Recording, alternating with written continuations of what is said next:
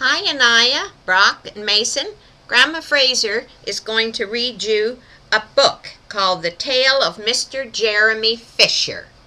There's Mr. Jeremy Fisher. Can you see him? Okay, all right. Great Grandma is going to read it for you.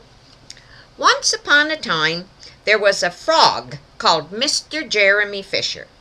He lived in a little damp house amongst the buttercups at the edge of a pond. The water was all slippy, sloshy in the larder and in the back passage, but Mr. Jeremy liked getting his feet wet. Nobody ever scolded him, and he never caught a cold. He was quite pleased when he looked out and saw large drops of rain splashing in the pond. "I will get some worms and go fishing and catch a dish of minnows," said Mr. Jeremy Fisher. "If I catch more than 5 fish, I will invite my friends, Mr. Alderman Poulty, Tortoise, and Mr. Isaac Newton. The alderman, however, eats salad." Mr. Jeremy put on a mackintosh and a pair of shiny galoshes.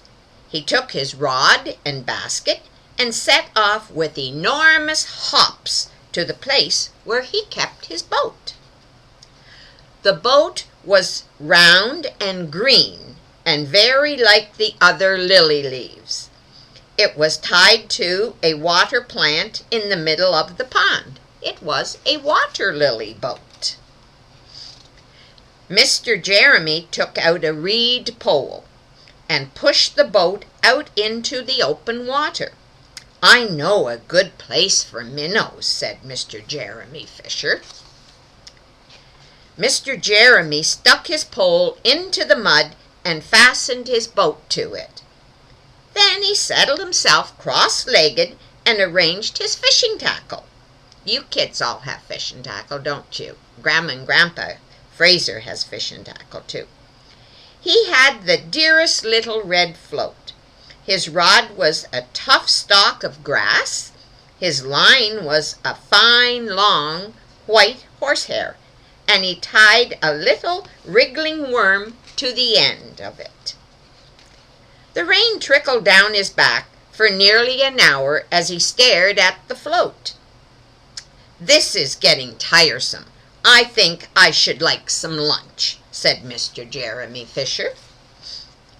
He punted back again amongst the water plants and took some lunch out of his basket. "I will eat a butterfly sandwich and wait until the shower is over," said Mr. Jeremy Fisher. A great big water beetle came up underneath the lily pad leaf and tweaked the toe of one of his galoshes. Mr. Jeremy crossed his legs up shorter, out of the reach, and went on eating his sandwich. Once or twice something moved about with a rustle and a splash amongst the rushes at the side of the pond. "I trust that is not a rat," said Mr. Jeremy Fisher. "I think I had better get away from here." Why do you think that the rat would present Mr. Jeremy Fisher, a frog, a problem? Do you think that Mr. Jeremy Fisher would be eaten by the rat? Mr. Jeremy shoved the boat out again a little way and dropped in the bait. There was a bite almost immediately. The float gave a tremendous bobbit. "A minnow, a minnow! I have him by the nose," cried Mr. Jeremy Fisher, jerking up his rod. But what a horrible surprise! Instead of a smooth, fat minnow, Mr. Jeremy landed a little jack-sharp stickleback, covered with spines. When Great-Grandpa Fraser used to get minnows, he would sometimes get sticklebacks in his minnows too. We didn't use them for bait, though. We put those back in the pond. The stickleback floundered about the boat, pricking and snapping until it was out of breath. and then he jumped back into the water. And a shoal of other little fishes put their heads out and laughed at Mr. Jeremy Fisher.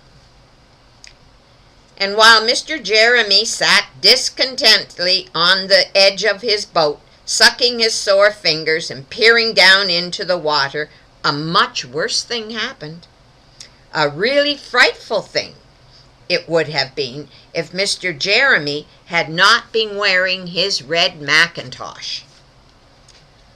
A great big enormous trout came up, kerb flop, with a splash, and it seized Mr. Jeremy with a snap. Ow! Ow! Ow!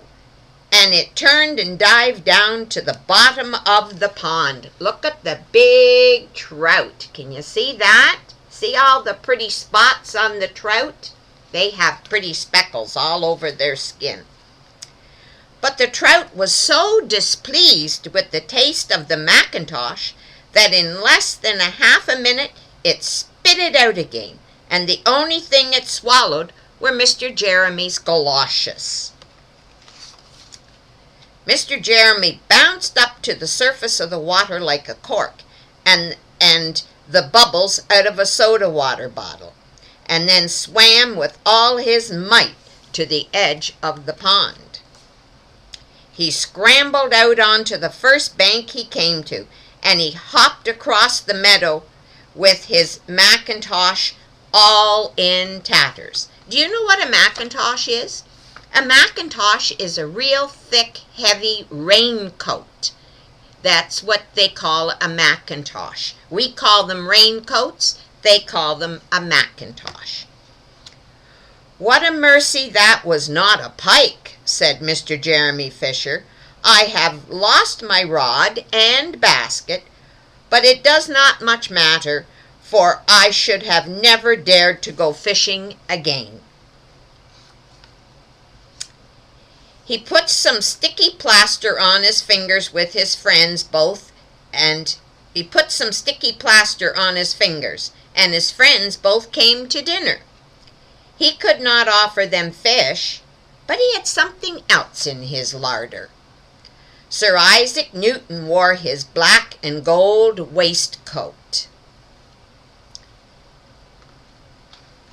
and Mr. Alderman Totlemy Tortoise brought a salad with him in a string bag. And instead of a nice dish of minnows, they had a roasted grasshopper with ladybird sauce, which frogs consider a beautiful treat. But I think it must have been nasty. What do you think? Okay, Grandma will read you another one later on, okay?